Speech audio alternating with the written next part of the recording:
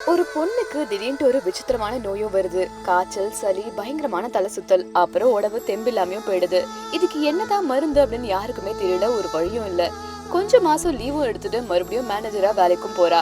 ஆனா அங்க இருக்கிறவங்க எல்லாம் இவ எதுக்கு உதவக்கரியா இந்த உடம்பு வச்சுக்கிட்டு வேலைக்கு வரா அப்படின்ற மாதிரி பின்னாடி பேசுறாங்க.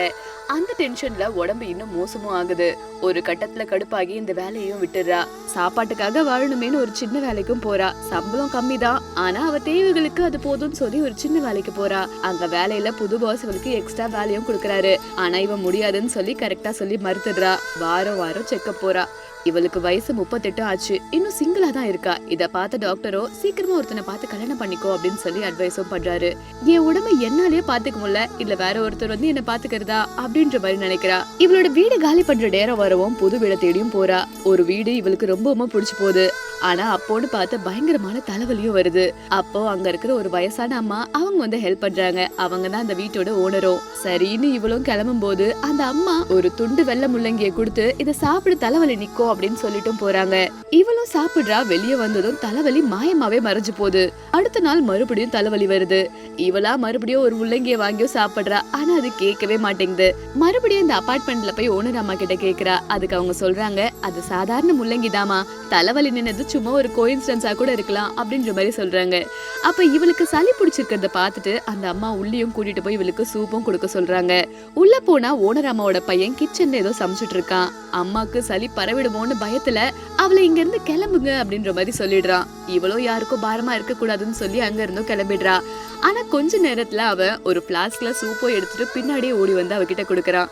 சாரிங்க, அம்மா மேல இருக்கிற பயத்துல அப்படி பேசிட்டேன் அப்படின்னு சொல்லி அந்த சூப்பையும் கொடுக்கறான். வீட்டுக்கு போய் அந்த சிக்கன் மீட் பால் சூப்பை குடிச்சதுமே அவளுக்கு உடம்பே அப்படியே இதமா கதகதப்பா மாறுது. அவனுக்கு எந்த சாப்பாடு உடம்புக்கு நல்லதுன்னு தெரிஞ்ச ஒரு மெடிசினல் குக்கிங் ஆளுன்னே சொல்லலாம். அடுத்த நாள் இந்த பிளாஸ்க் கொடுக்கற சாக்குல அவனை மறுபடியும் பாக்கலான்னு பாக்குறா. இவன் எப்பவுமே மத்தவங்களுக்கு எது நல்லதுன்னு சொல்லி அட்வைஸ் கொடுத்துட்டே இருப்பான். இவளுக்கும் தொண்டை வலி இருக்கிறத பார்த்துட்டு ஒரு பை நிறைய காஞ்ச ஆப்ரிகாட்ஸையும் கொடுக்கறான். சாப்பாடேதான் மருந்து அப்படின்ற மாதிரி அவன் நம்புறாளு. இந்த மெடிசினல் ஃபுட்ட பத்தி அவன் சொல்லும் போது டாக்டர் சொன்னது இவளுக்கு அப்படியே ஞாபகமா வருது. இவன் தான் நமக்கு ஏத்த ஆளு அப்படின்ற மாதிரி இவளோட மனசுக்கும் தோணுது.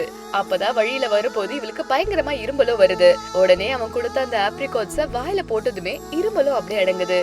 இதுதான் கரெக்ட் முடிவு பண்ணி உடனே அந்த வீட்டுக்கே குடியும் வரா.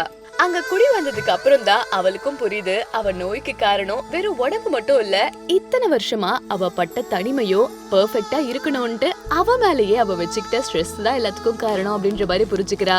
ஒரு நாள் சாயங்காலம் உடம்பு ரொம்ப முடியாமையும் போகுது. அப்ப அவன் வந்து இவளோட பக்கத்துலயும் உட்கார்றான். அப்போதான் அவளும் நான் நல்லா இருக்கேன்னு நடிக்காம மனசு உடைஞ்சோ அழ ஆரம்பிக்கிறா. 38 வயசுல இவ்ளோ கஷ்டப்படுறத நினைச்சு அசிங்கமா இருக்குன்னு சொல்லி என்ன ஒரு நோயாளி மாதிரி பாக்காதீங்க அப்படின்ற மாதிரி சொல்றா. ஆனா அவனும் அமைதியா அதெல்லாத்தையும் கேட்டுட்டு அவ கைய பிடிச்சு ஒண்ணுதான் சொல்றான்.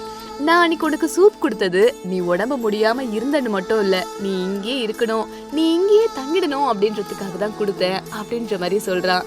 இதை கேட்டு அவளுக்கு ரொம்பவுமே சந்தோஷமாகுது. அவனுக்கும் அவன் மேல இருந்தது வெறும் பரிதாபம் இல்ல, ஒரு உண்மையான காதல் அப்படின்றதையும் புரிய வச்சுட்டான். இப்ப அவளுக்கு அந்த நோய் ஒன்னும் பெரிய விஷயமாவே தெரியல. ஏன்னா அதை மறைக்கணும்னு டென்ஷனும் இப்ப அவளுக்கும் கிடையாது. கடைசி சீன்ல 2 பேரும் சேர்ந்து கிச்சன்ல முள்ளங்கி நறுக்கிட்டு இருக்காங்க. அந்த வீடு இப்போ வெறும் வாடகை வீடா இல்லாம 2 மனசும் ஒன்னா சேர்ந்த ஒரு அழகான சொர்க்கம் மாதிரி மாறிடுச்சு. இந்த வீடியோ உங்களுக்கு பிடிச்சிருந்தா மறக்காம லைக் அண்ட் சப்ஸ்கிரைப் பண்ணிக்கோங்க.